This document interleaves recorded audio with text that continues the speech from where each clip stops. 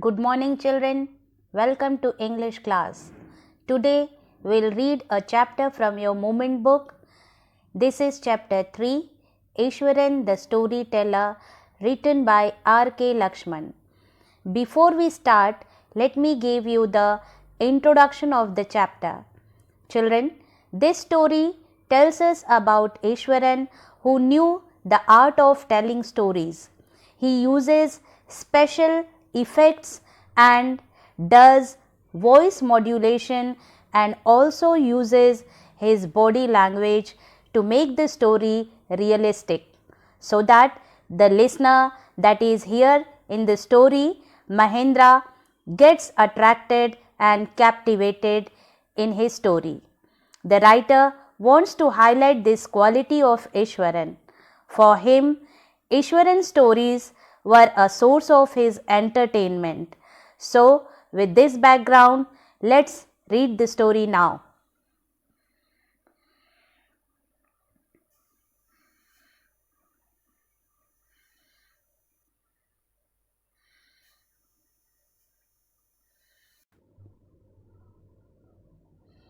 The story was narrated to Ganesha by a young man, Mahendra by name.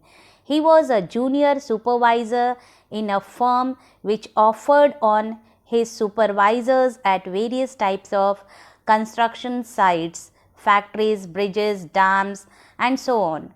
Mahendra's job was to keep an eye on the activities at the work site. He had to keep moving from place to place every now and then as ordered by his head office. From a coal mining area to a railway bridge construction site, from there after a few months to a chemical plant which was coming up somewhere.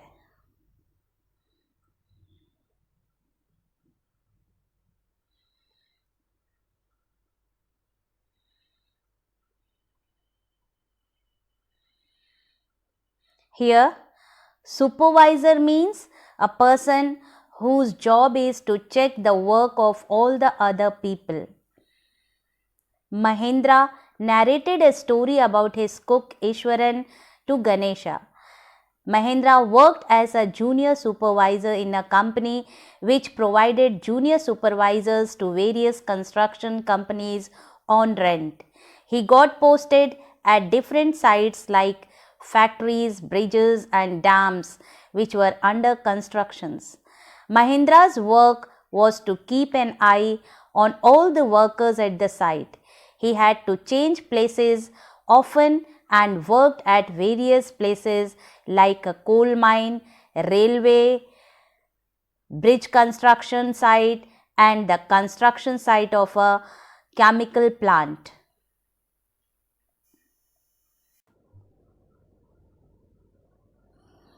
He was a bachelor.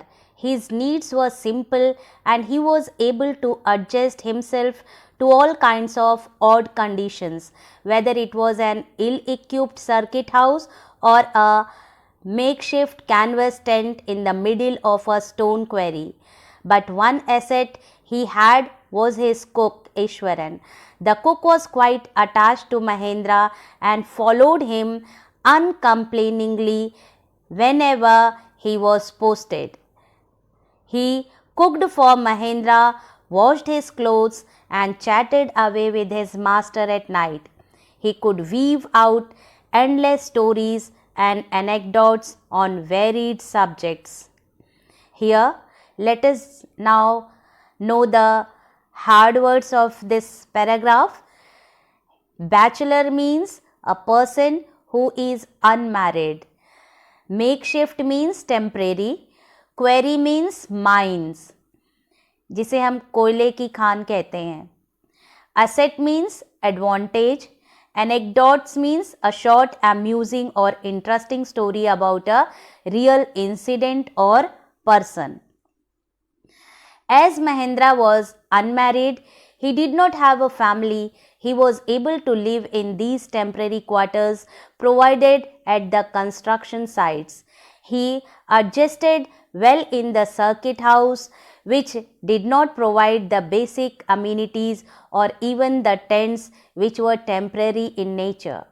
Mahendra had an advantage. He was accompanied by his cook Ishwaran. Ishwaran was very close to Mahendra and accompanied him everywhere.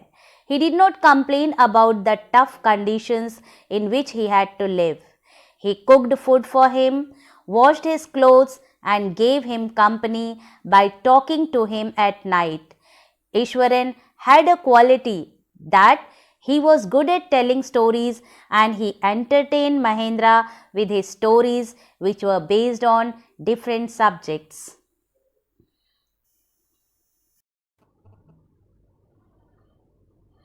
Ishwaran also had an amazing capacity to produce vegetables and cooking ingredients seeming out of nowhere in the middle of a desolate landscape with no shops visible for miles round. He would miraculously conjure up the most delicious dishes made with fresh vegetables within an hour of arriving at the zinc sheet shelter at the new workplace. Here, desolate means uninhabited. Conjure up means to gather or create with magic. Zinc sheet shelter means a temporary place to live with the roof made of metallic sheets. Here, Mahendra tells Ganesh that Ishwaran was a great cook. Whenever they shifted to a new location, he would gather all the vegetables and other ingredients required by him to cook in no time. As they lived at places which was not inhabited by many people in temporary shelters with roofs made of metallic sheets, it seemed as if he would do some magic and gather all the ingredients out of nowhere.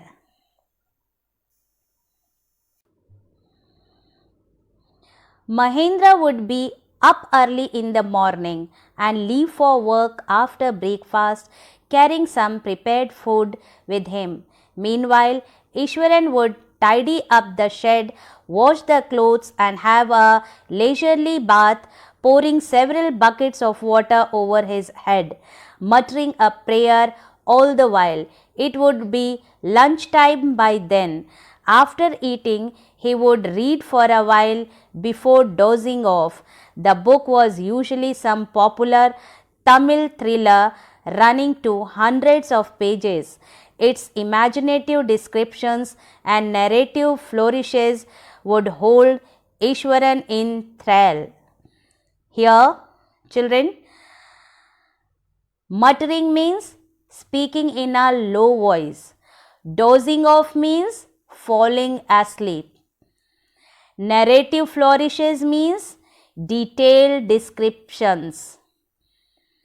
In thrill means the state of being in someone's power.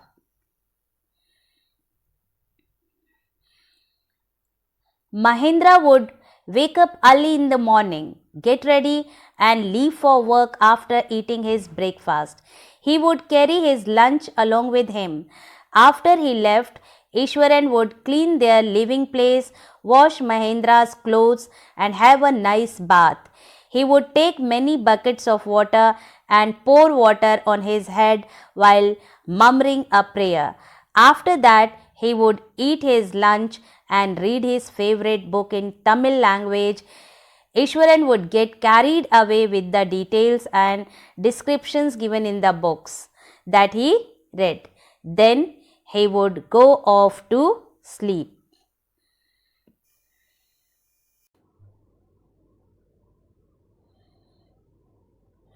His own descriptions were greatly influenced by the Tamil authors that he read.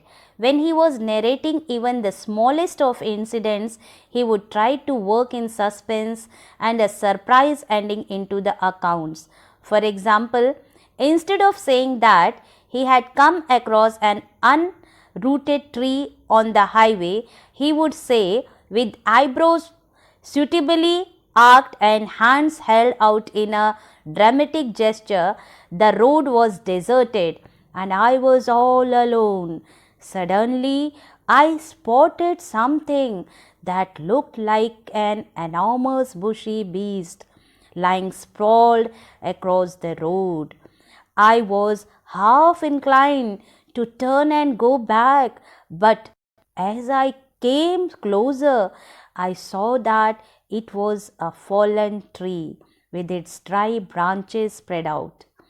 Mahendra would stretch himself back in his canvas chair and listen to Ishwaran's tales uncritically.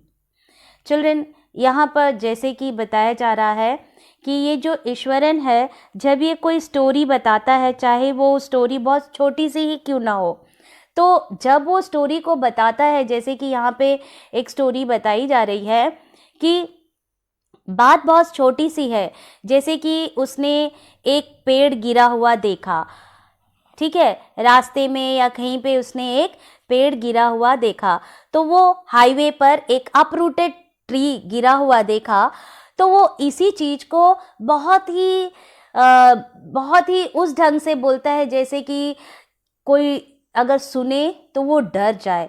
जैसे वो कहता है कि मैं जा रहा था और मैंने हाईवे पर एक चीज देखी और मैं घबरा गया।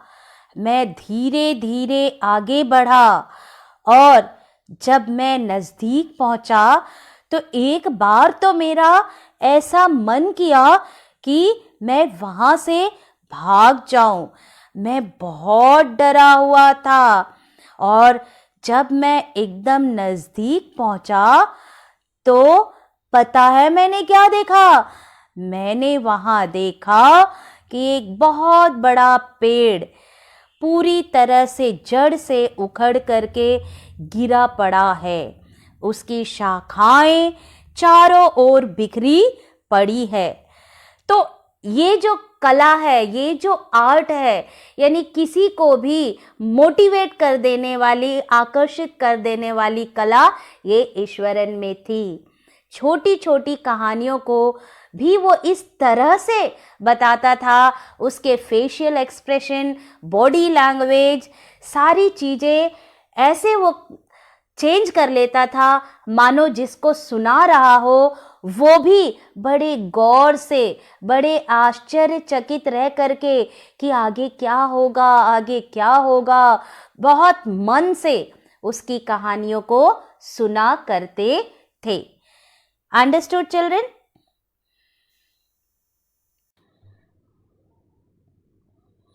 The place I come from is famous for timber. Ishwaran would begin. There is a richly wooded forest all around. The logs are hauled onto the trolleys by elephants. They are huge, well-fed beasts. When they turn wild, even the most experienced mahout is not able to control them. After this prologue, Ishwaran would launch into an elaborate anecdote involving an elephant.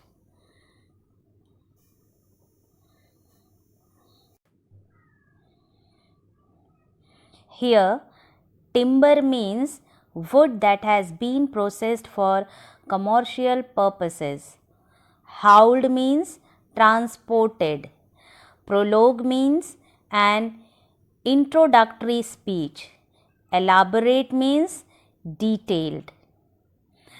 तो children, इस paragraph में जो महेंद्रा है वो ईश्वरन के द्वारा बताई गई बातों को सोच रहा है, अपनी बातों को रिकलेक्ट कर रहा है। वो बता रहा है कि जैसे कि अभी ऊपर हमने बताया था कि वो छोटी सी बात को इतना बढ़ा चढ़ा करके बताता था कि हाईवे पे एक पेड़ गिरा था, ठीक है। इसी चीज़ को उसने कितना ज़्यादा बढ़ा चढ़ा करके और इस तरह से क्रिएट किया कि बहुत ही भयानक कोई कहानी बता रहा हो। लेकिन बात क्या थी? बात इतनी सी ही थी कि हाईवे पर कुछ दूरी पर एक पेड़ गिरा था। तो यहाँ पर इस पैराग्राफ में जो ये महेंद्र है वो फिर से उसकी बताई हुई कुछ बातों को याद करता है और वो कहता है कि एक बार उसने अपने नेटिव प्लेस यानी जहाँ पर वो रहता था वहाँ के बारे में भी उसने महेंद्र को कुछ बताया था। उसने बताया था कि उसके नेटिव प्लेस में बहुत बड़ा जंगल था और उस बड़े जंगल में बहुत बड़े बड़े विशाल पेड़ हुआ करते थे। और होता क्या था वहाँ पे? वो जो पेड़ होते थे बड़े बड़े, उन पेड़ों को काट करके लोग कमर्शियल पर्पस के लिए उन पेड़ों को काटा करते थे। और क्योंकि वो पेड़ बहुत ही बड़े होते थे और जंगल में इतना प्लेन रास्ता तो रहता नहीं था कि जिससे बड़ी बड़ी गाड़ियां अंदर घुस जाएं, तो उसको जहाँ पर उनकी बड़ी बड़ी गाड़ियां खड़ी होती थी उस जगह तक लाने के लिए हाथियों का यूज़ किया करते थे चिल्ड्रन। तो वो ये कहानी अपना जो ईश्वरन है उसने महेंद्र को बताई थी और ये बात महेंद्र फिर से बता रहा है, हम रीडर्स को बता रहा है उसकी क्वालिटी की, how he describes, how he tells the things in such a way that we get interested towards him. तो वो बताता है कि उसके गांव में, जो कि गांव बहुत बड़ा है और जंगल भी उसमें बहुत ही बड़े बड़े हैं, जिसमें बहुत विशाल पेड़ उगा करते थे और वहाँ के जो लोग थे उन पेड़ों को काट करके कमर्शियल पर्पस के लिए उसे यूज़ किया जाता था। तो वहाँ पर हाथियों का यूज़ किया जाता था। जो हाथी होते थे वो कटे हुए लॉग्स को अपने सूंड के माध्यम से कुछ दूरी तक लाते थे और वहाँ पर फिर बड़े बड़े व्हीकल्स खड़े होते थे तो उसमें उसको लादा जाता था। ठीक है, तो वो बताता है कि ये जो हाथी होते थे इनको बहुत अच्छा खाना दिया जाता था ताकि ये मजबूत रहे। यानी जब हम किसी को खाना अच्छा देंगे तो उनमें स्ट्रेंथ रहेगी, उनमें पावर रहेगी। तो कहने का मतलब ये है कि वो बताना ये चाह रहा है ईश्वरन कि वहाँ के जो हाथी हैं वो बहुत ही स्ट्रॉन्ग होते थे क्योंकि उनसे स्ट्रॉन्ग वाला काम कराया जाता था।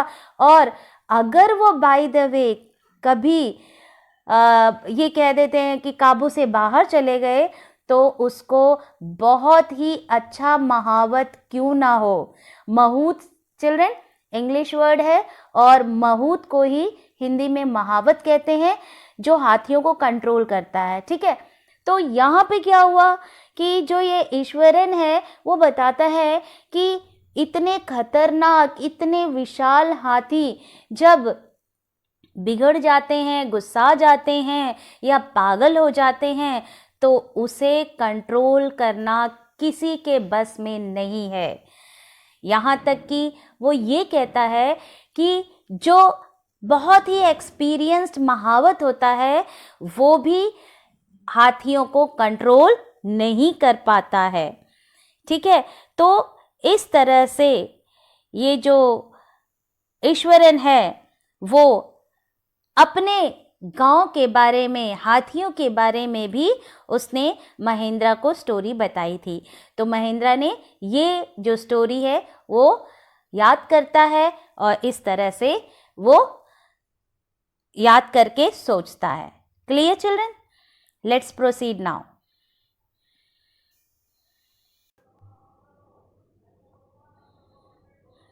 One day, a tusker escaped from the timber yard and began to roam about, stamping on bushes, tearing up wild creepers, and breaking branches at will. You know, sir, how an elephant behaves when it goes mad? Ishwaran would get so caught up in the excitement of his own story that he would get up from the floor and jump about, stamping his feet in emulation of the mad elephant.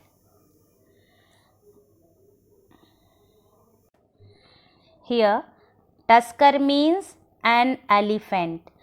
Roam about means move around. Stamping means hitting with force. Emulation means effort to match or surpass a person by imitation or copying. So children, यहाँ पर जो ईश्वरन है वो अपने village के बारे में, जैसे कि ऊपर उसने बताया ना कि उसके विलेज में बड़े बड़े जंगल हैं और वहाँ पर कॉमर्शियल बेस पर पेड़ों की कटाई होती है और बड़े बड़े हाथी उसको जो लकड़ी होती है, जो कटी हुई लकड़ियाँ होती हैं बड़े बड़े विशाल, उसको ला करके ट्रॉलीज वगैरह में डालते हैं या बड़े व्हीकल्स में डाला करते थे। तो इस तरह से उसने अपनी स्टोरी की शुरुआत करना शुरू किया और इस तरह से उसने एलिफेंट के बारे में बताया कि उसने कहा कि एक दिन उसी जगह पर, यानी जहाँ पर ये हाथियों द्वारा काम होता था, लॉग्स को उठा करके बड़े बड़े व्हीकल्स में डाले जाते थे, और उसी जगह पर हुआ क्या कि एक दिन एक हाथी है जो कि पागल हो गया और पागल होने पर वो इधर उधर भागने लग गया। उसके सामने जो भी बुशेस आ रही हैं, जो भी पेड़ आ रहे हैं, यानी जो कुछ भी उसके रास्ते में आ रहे हैं, सबको वो क्रश करते जा रहा है, कुचलता जा रहा है। ठीक है, तो इस तरह से ये जो ईश्वरन है वो बता रहा है महेंद्रन को कि वो इतना पागल हो गया है कि किसी की हिम्मत नहीं है कि वो उसके सामने आकर के उसे कंट्रोल कर सके। और क्या कहता है, स्टोरी बताते बताते वो इतना ज़्यादा एक्साइटेड हो जाता है कि खुद ही खड़ा हो जाता है और खड़े होकर के जिस तरह से हाथी सामने जो भी आ रहा है उसको कुचलता जा रहा है, तो ये जो ईश्वरन है खुद खड़ा हो जाता है और जिस तरह से वो कहानी बता रहा है वैसे ही वो खुद आगे चल चल करके वो एक्शन भी करने लग जाता है। ठीक है, तो यानी जो ईश्वरन है वो इस तरह से कहानी को सुनाता है कि इतना ज़्यादा सामने वाला अट्रैक्टेड हो जाता है। क्यों? क्योंकि उसके फेशियल एक्सप्रेशंस इतने होते हैं और बताते बताते वो इतना ज़्यादा मतलब अट्रैक्ट करने के लिए खुद खड़ा होकर के वो एक्शन करने लग जाता है।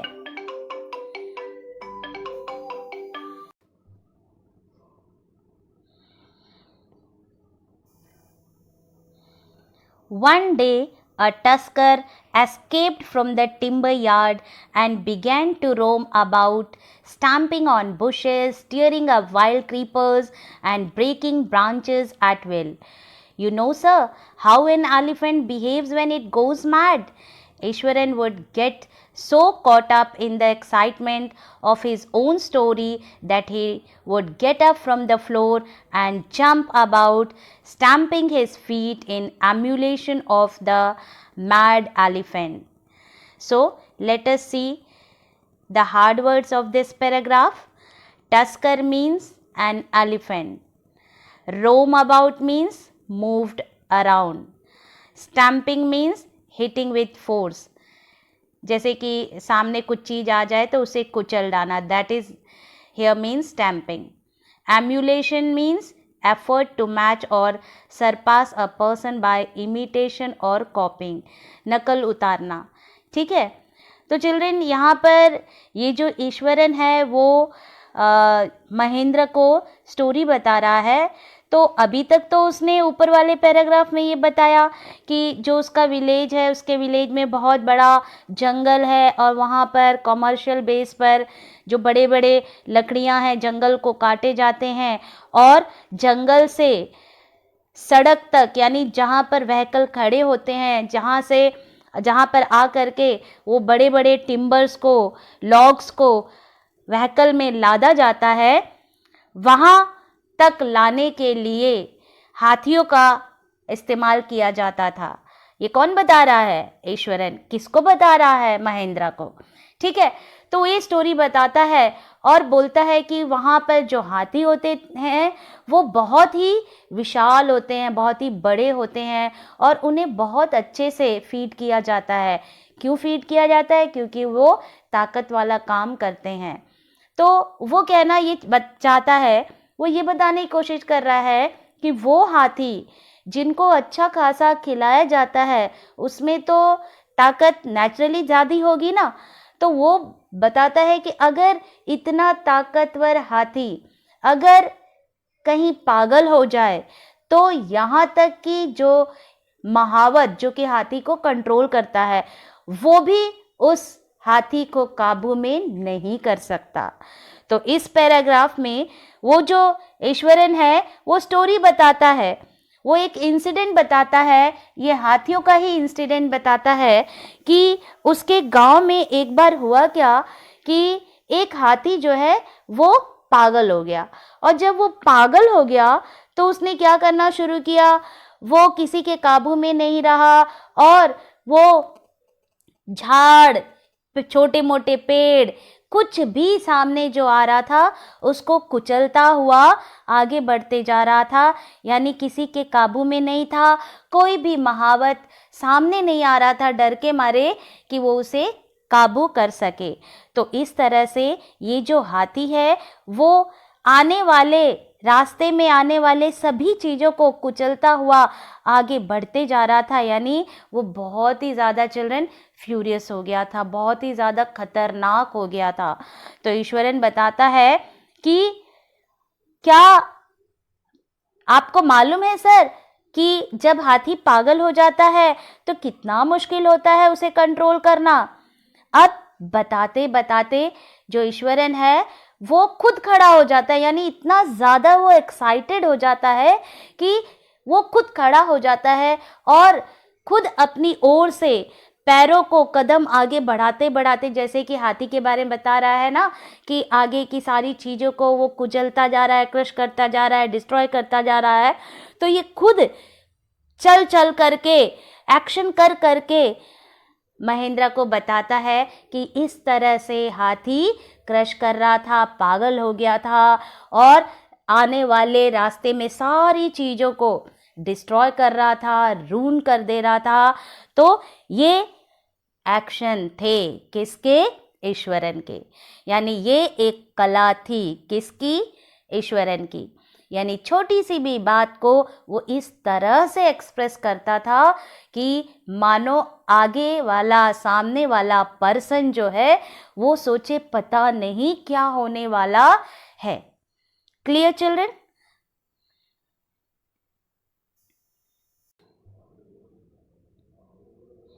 The elephant reached the outskirts of our town, breaking the fences down like matchsticks, he would continue. It came into the main road and smashed all the stalls selling fruits, mud pots, and clothes. People ran helter skelter in panic. The elephant now entered a school ground where children were playing, breaking through the brick wall. All the boys ran into the classroom and shut the doors tight. The beast grunted and wandered about, pulling out the football goal post, tearing down the volleyball net, kicking and flattening the drum kept for water, and uprooting the shrubs. Meanwhile, all the teachers had climbed up to the terrace of the school building. From there, they helplessly watched the depredation of the elephant. There was not a soul below on the ground. The streets were empty, as if the inhabitants of the entire town had suddenly disappeared. Here, children, the hard word meaning I'll tell you. Outskirts means outer area. Helter skelter means here and there. Panic means sudden fear causing unthinkable behavior. Grunted means made a loud sound. Depredations mean attacks which are made to destroy something.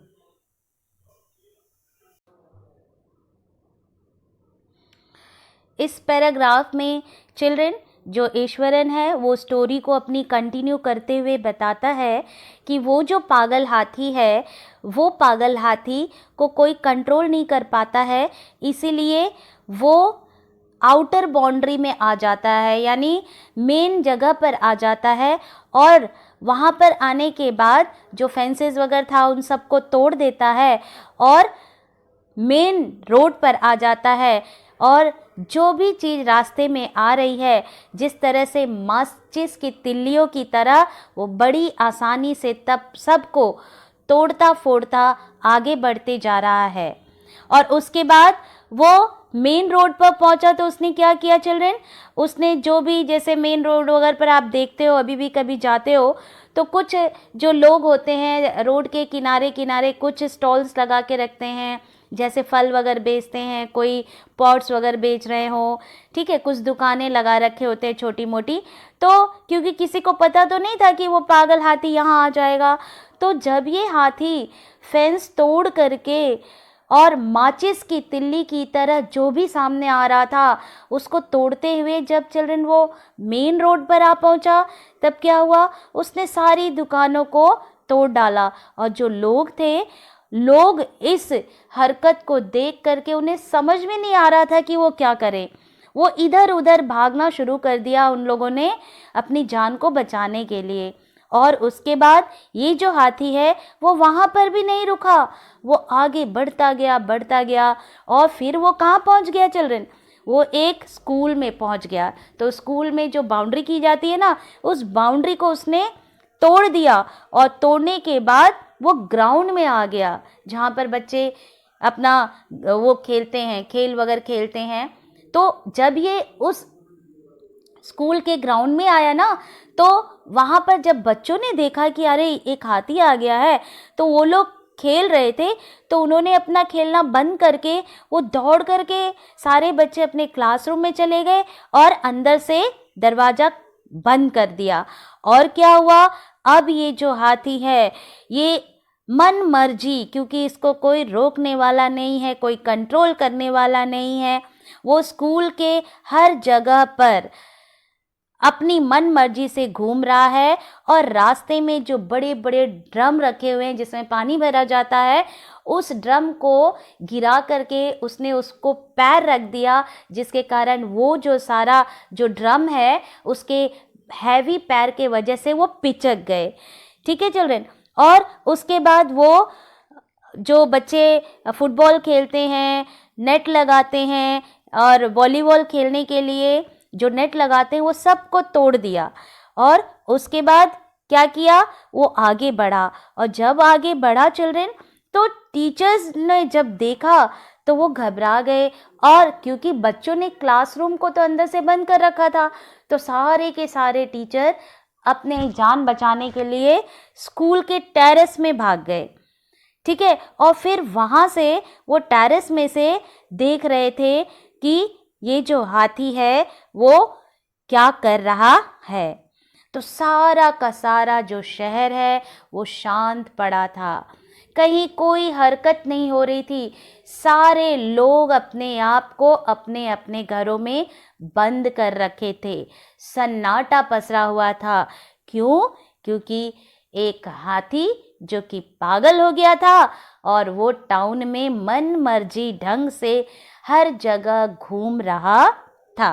तो ये जो incident है वो कौन सुना रहा है children? ये ईश्वरन सुना रहा है महेंद्र को। ठीक है। तो ये जो उसके ईश्वरन के द्वारा बताई गई जो ये स्टोरीज है, उन्हीं स्टोरीज को ये जो महेंद्र है वो रिकॉल कर रहा है, यानी याद कर रहा है। ठीक है। तो उसने याद किया कि महेंद्र ने, ये ईश्वरन ने ये भी बातें, ये भी कहानी एक उन्हें सुनाई थी। Clear children? तो चलिए आगे बढ़ते हैं।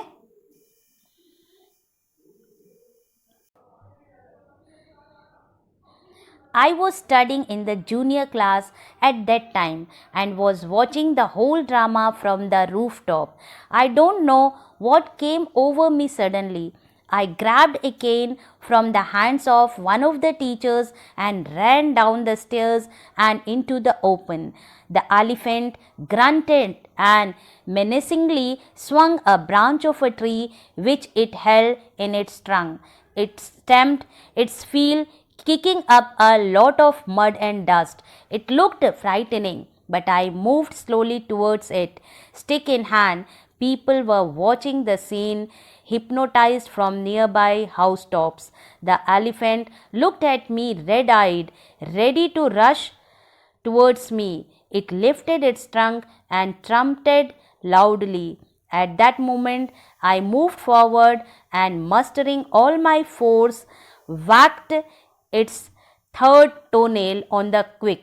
The beast looked stunned for a moment, then it shivered from head to foot and collapsed.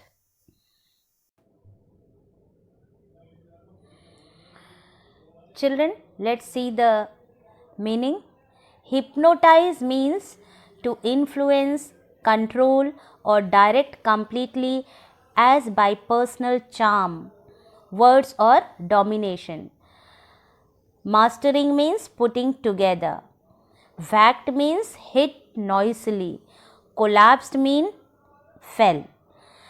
So children, इस पैराग्राफ में जो ईश्वरन है वो स्टोरी बताते बताते वो महेंद्रा को कहता है कि जब ये इंसिडेंट हुई, मेरे गांव की इंसिडेंट है, और जब ये इंसिडेंट टेक प्लेस किया तो उस समय मैं जूनियर क्लास में पढ़ता था, और जब ये हाथी स्कूल के ग्राउंड में आ गया था, क्योंकि मैं भी उस स्कूल में पढ़ता था, तो सारे टीचर्स तो छत पर जा गए थे और मैं भी दौड़ करके छत पर ही चला गया। पहले तो मैं बहुत डरा और मैं भी भाग करके अपनी जान बचाने के लिए छत पर चला गया, और उसके बाद सभी लोग जो अगल बगल घरों के थे सब लोग अपने टेरेस यानी छत पर आकर के उस हाथी को देख रहे थे, और हमारे साथ ऊपर कुछ टीचर्स भी थे जो ये सारा नज़ारा ऊपर से देख रहे थे। और फिर ईश्वरन कहता है कि न जाने मुझे क्या हुआ कि मैंने अपने एक टीचर के हाथ में जो छड़ी थी वो मैंने उठाई, यानी मैंने उनसे ले ली, और मैं सीढ़ियों के द्वारा नीचे आ गया, और नीचे आकर के उस हाथी जो कि पागल हाथी है जिससे सब डर रहे हैं, मैं उस छड़ी को लेकर के, एक स्टिक को लेकर के उसके सामने आके खड़ा हो गया। और उसके बाद जैसे ही उस हाथी ने मुझे देखा तो क्योंकि वो उसके हाथ में एक बड़ी सी पेड़ उसने तोड़ रखे थे, तो एक पेड़ को उसने अपने जो ट्रंक है उसमें पकड़ रखा था, और जैसे ही उसने मुझे देखा वो उस पेड़ को अपने ट्रंक पर ले करके इधर उधर खूब जोर जोर से घुमा रहा था, जिसके कारण पूरी तरफ धूल धूल हो गई थी। यानी ऐसा कर रहा हो कि वो मुझ पर अटैक करने वाला है। और ठीक उसी समय मैं उसके एकदम सामने आ गया, और मुझे देख करके उसकी आंखें एकदम लाल हो गई। लाल क्यों हो गई? क्योंकि वो एकदम से गुस्सा गया, और अब वो अपनी पूरी ताकत से मेरे ऊपर हमला करना चाहता था, और इसने करने की कोशिश भी की। उसने सबसे पहले तो अपनी लाल लाल आंखों से मेरी तरफ देखा, और उसके बाद अपने पैरों को जमीन पर जोर से पटका, और जैसे ही उसने पटका चिल्ड्रन, तो पूरी ओर धूल धूल धूल हो गई। और उस समय ईश्वरन कह रहे हैं कि मुझ में पता नहीं कहाँ से इतनी ताकत आ गई कि मैंने भी अपनी पूरी ताकत लगा करके, जो हाथी है, हाथी का जो पैर है, उसके जो पैर में जो नाखून होते हैं, उसके तीसरी उंगली के नाखून में मैंने अपनी पूरी ताकत लगा करके जोर से मारा। और जब मैंने जोर से मारा तो वो हाथी एक टाइम के लिए तो एकदम से जैसे ऐसा लगा कि वो सुन्न पड़ गया है, उसको कोई ताकत नहीं है, उसने कोई एक्शन नहीं किया, और देखते ही देखते वो विशाल पागल हाथी जमीन पर गिर गया। यानी क्या हो गया? वो अनकॉन्शियस हो गया। तो इस तरह से ये जो ईश्वरन है वो अपने बचपन की घटना को महेंद्र को बताता है। Clear?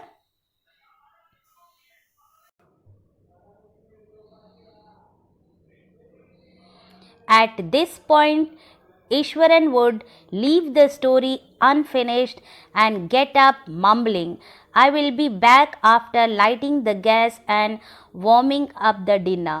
Mahendra, who had been listening with rapt attention, would be left hanging. When he returned, Ishwaran would not pick up the thread of the story right away. Mahendra would have to remind him that the conclusion was pending. Well, a veterinary doctor was summoned to revive the animal. Ishwaran would shrug casually. 2 days later, it was led away by its mahout to the jungle.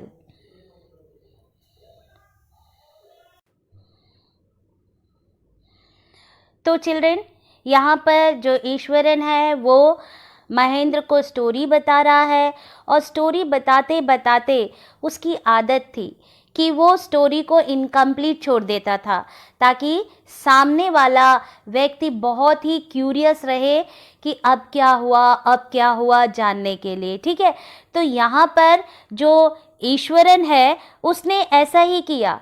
उसने बीच में ही story को छोड़ दी और excuse कह कर के कहता है महेंद्रा से कि सर, मैं जा कर के गैस जला कर के जो डिनर मैंने बनाया है उसको गरम कर लेता हूँ और खाना लगा देता हूँ।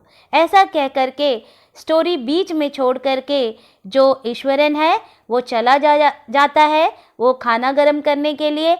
अब जो महेंद्रा है वो बहुत ही क्यूरियस रहता है। वो सोचता है कि कैसे भी करके स्टोरी को आगे बढ़ाए, आगे क्या हुआ।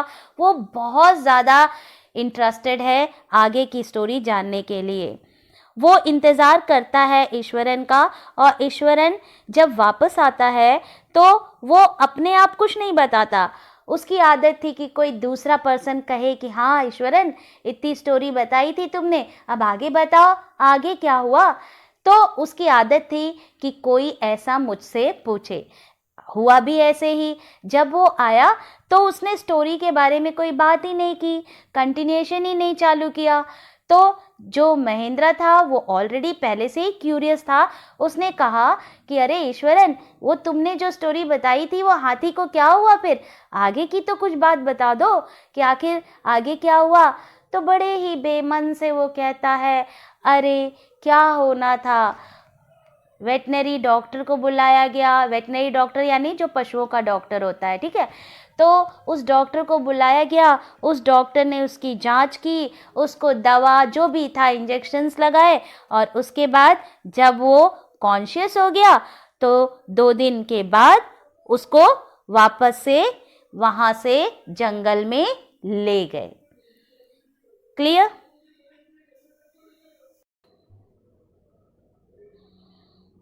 Now children, Mahendra further asked Ishwaran, well, how did you manage to do it, Ishwaran? How did you bring down the beast? तो जो ये महेंद्रा है बहुत ज़्यादा क्यूरियस है। वो उससे बड़े एक्साइटेड ढंग से कहता है कि अच्छा ईश्वरन, ये बताओ कि तुम इतने बड़े हाथी को तुमने अनकॉन्शियस कर दिया, यानी उसको तुमने हरा दिया जो कि पागल हो गया था, और वो इतना विशाल हाथी था, उसके सामने आने की किसी की हिम्मत नहीं हो रही थी, और तुम एक तो छोटे से विद्यार्थी ही थे, स्टूडेंट ही थे। तो ये बताओ कि आखिर तुमने किया क्या, कैसे मैनेज किया और उस हाथी को अनकॉन्शियस कर दिया, बताओ तो ज़रा।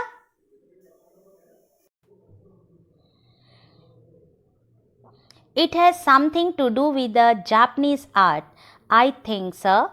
Karate or Jiu-Jitsu, it is called. I had read about it somewhere. It temporarily paralyzed the nervous system, you see.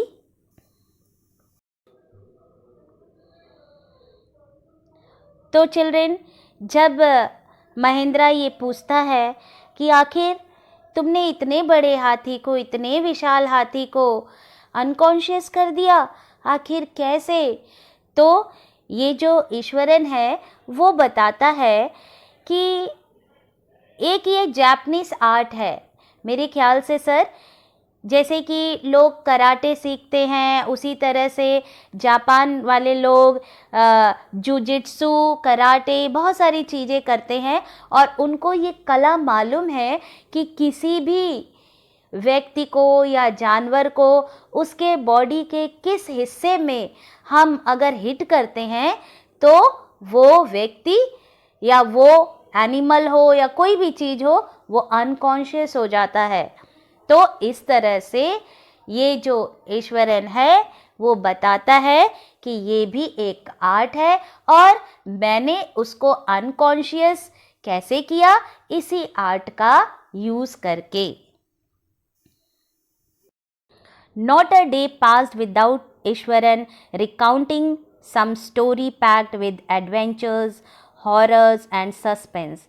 Whether the story was credible or not, Mahendra enjoyed listening to it because of the inimitable way in which it was told. Ishwaran seemed to more than make up for the absence of a TV in Mahendra's living quarters. Here, credible means able to be believed. Inimitable means unique. तो ये जो ईश्वरन था वो महेंद्रा को रोज एक या दो कहानियाँ सुनाया करता था जो एडवेंचरस होती थी, पूरा हॉररफुल होता था और उसमें थ्रिल होती थी। ऐसी ऐसी कहानियाँ ये जो ईश्वरन है वो महेंद्रा को रोज़ सुनाया करता था।